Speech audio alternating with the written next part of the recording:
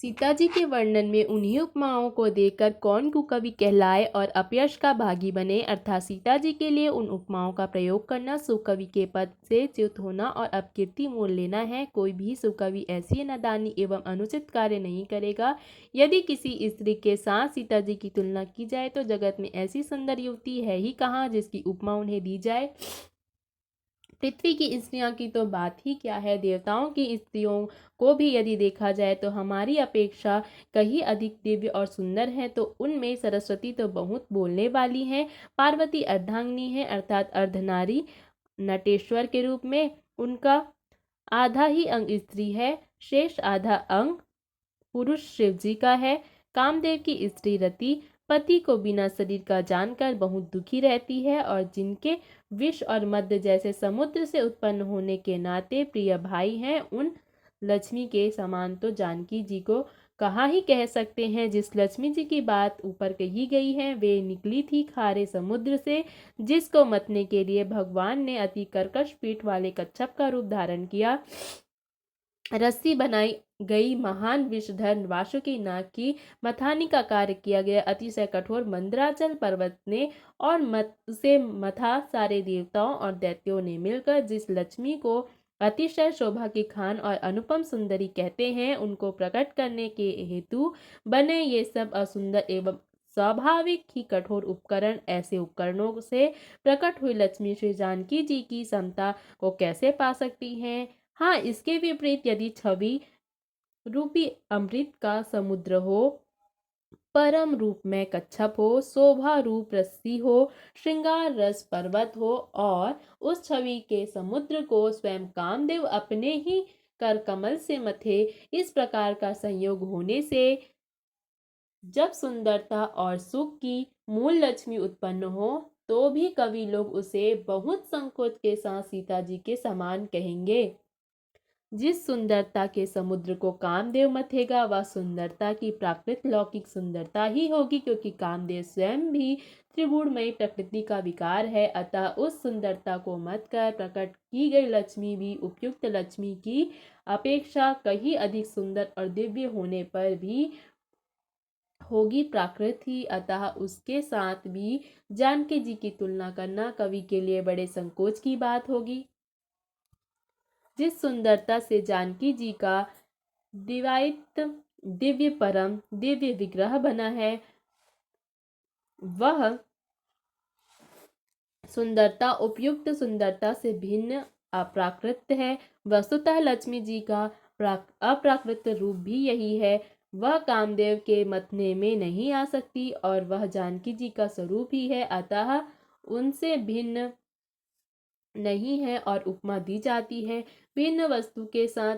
इसके विपरीत जानकी जी जो प्रकट हुई हैं स्वयं अपनी महिमा से, उन्हें प्रकट करने के लिए किसी भिन्न उपकरण की अपेक्षा नहीं है, अर्थात शक्ति शक्तिमान से अभिन्न अद्वैत तत्व है। अतएव अनुप में है यही गुण दार्शनिक तत्व भक्त शिरोमणि कवि ने इस अभूत उपमोलंकार के द्वारा बड़ी सुंदरता से व्यक्त किया है। शयानी सखियां सीता जी को साथ लेकर मनोहर वाणी से गीत गाती हुई चली। सीता जी के नवल शरीर पर सुंदर साड़ी सुशोभित है। जगत जननी की महान छवि अतुलनीय है। सब आभूषण अपनी अपनी जगह पर शोभित हैं, जिन्हें सखियों ने अंग अंग में भली भांति सजाकर पहनाया है। जब सीता जी ने रंगभूमि में पैर रखा तब उनका दिव्य रूप देखकर स्त्री पुरुष सभी मोहित हो गए। देवताओं ने हर्षित होकर नगाड़े बजाए और पुष्प बरसाकर अप्सराएं गाने लगी। सीता जी के कर कमलों में जयमाला सुशोभित है। सब राजा चकित होकर अचानक उनकी ओर देखने लगे। सीता जी चकित चित्त से श्री राम जी को देखने लगी। तब सब राजा लोग मोह के वश हो गए। सीता जी ने मुनि के पास बैठे हुए दोनों भाइयों को देखा तो उनके नेत्र अपना खजाना पाकर ललचा कर वहीं श्री राम जी में जा लगे, अर्थात स्थिर हो गए। परंतु गुरुजनों की लाज से तथा बहुत बड़े समाज को देखकर सीता जी सकुचा गई। वे श्री रामचंद्र जी को हृदय में लाकर सखियों की ओर देखने लगी। श्री रामचंद्र जी का रूप और सीता जी की छवि देखकर स्त्री पुरुष ने पलक मारना भी छोड़ दिया। सब एकटक उन्हीं को देखने लगे।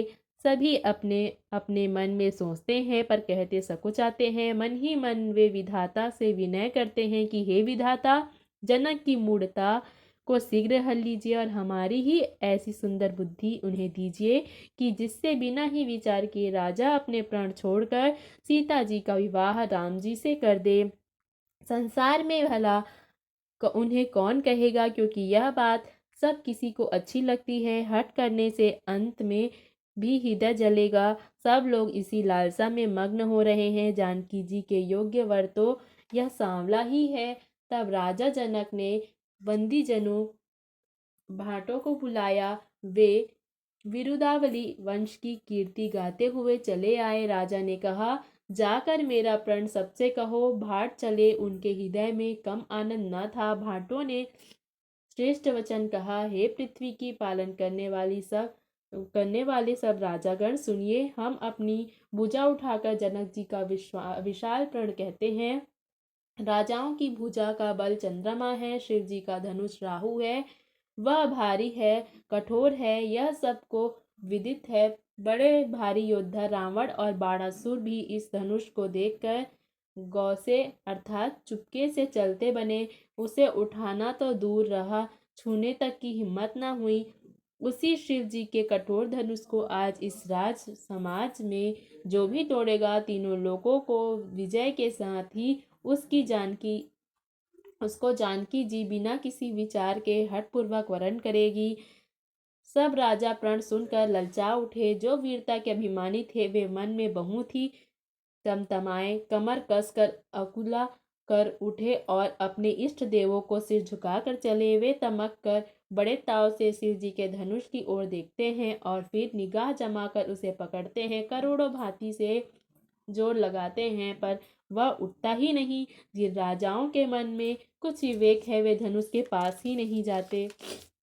वे मूर्ख राजा तमक कर किटकिटाकर धनुष को पकड़ते हैं, परंतु जब वह नहीं उठता तो लजाकर चले जाते हैं। मानो वीरों की भुजाओं का बल पाकर वह धनुष अधिक अधिक भारी होता जा रहा है।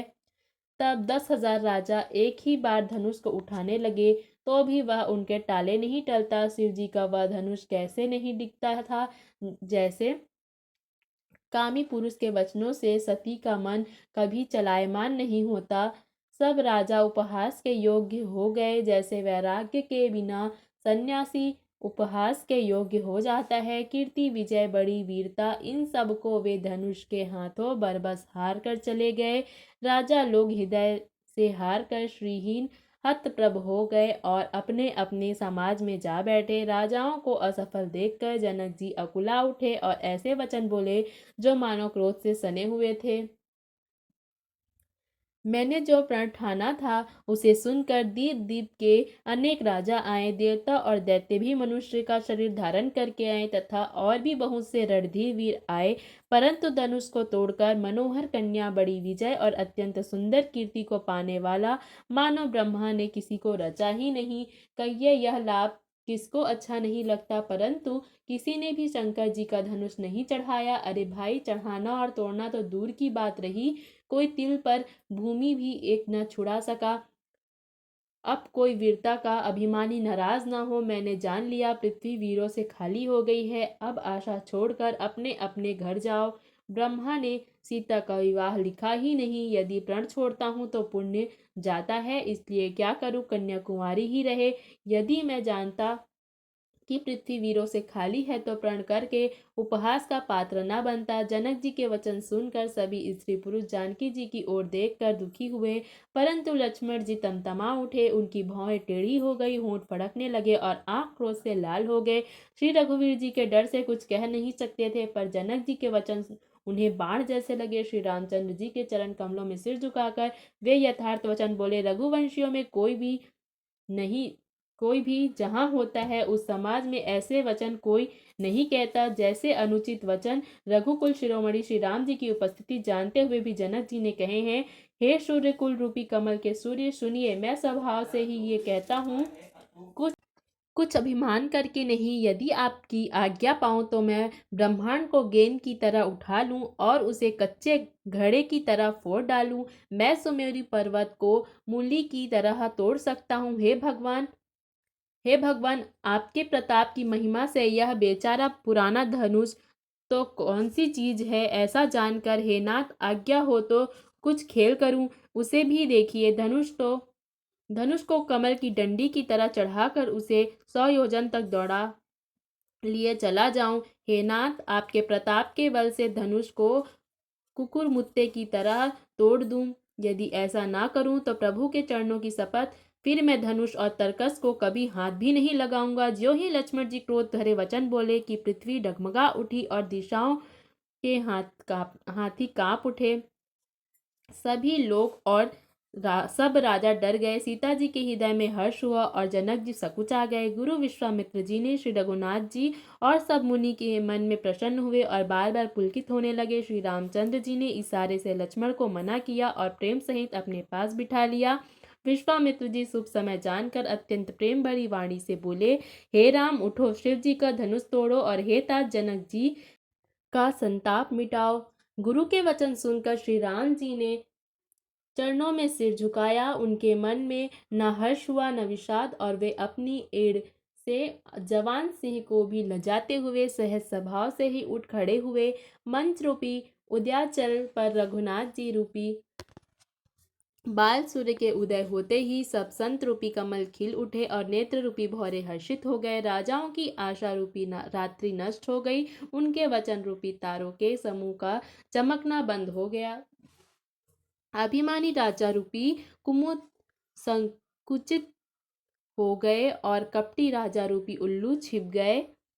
मुनि और देवता रूपी चकवे शोक रहित हो गए। वे फूल बरसाकर अपनी सेवा प्रकट कर रहे हैं। प्रेम सहित गुरु के चरणों की वंदना करके श्री रामचंद्र जी ने मुनियों से आज्ञा मांगी।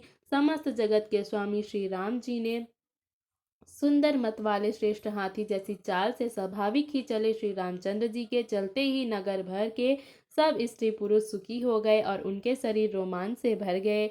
उन्होंने पितर और देवताओं की वंदना करके अपने पुण्यों का स्मरण किया। यदि हमारे पुण्यों का कुछ भी प्रभाव हो तो हे गणेश गोसाई रामचंद्र जी शिव जी के धनुष को कमल की डंडी की भांति तोड़ डाले। श्री रामचंद्र जी को वात्सल्य प्रेम के साथ देखकर और सखियों को समीप बुलाकर सीता जी की माता स्नेहवश विलक पिलक कर विलाप करती हुई सी ये वचन बोली, हे सखी, ये जो हमारे हितु कहलाते हैं वे भी सब तमाशा देखने वाले हैं।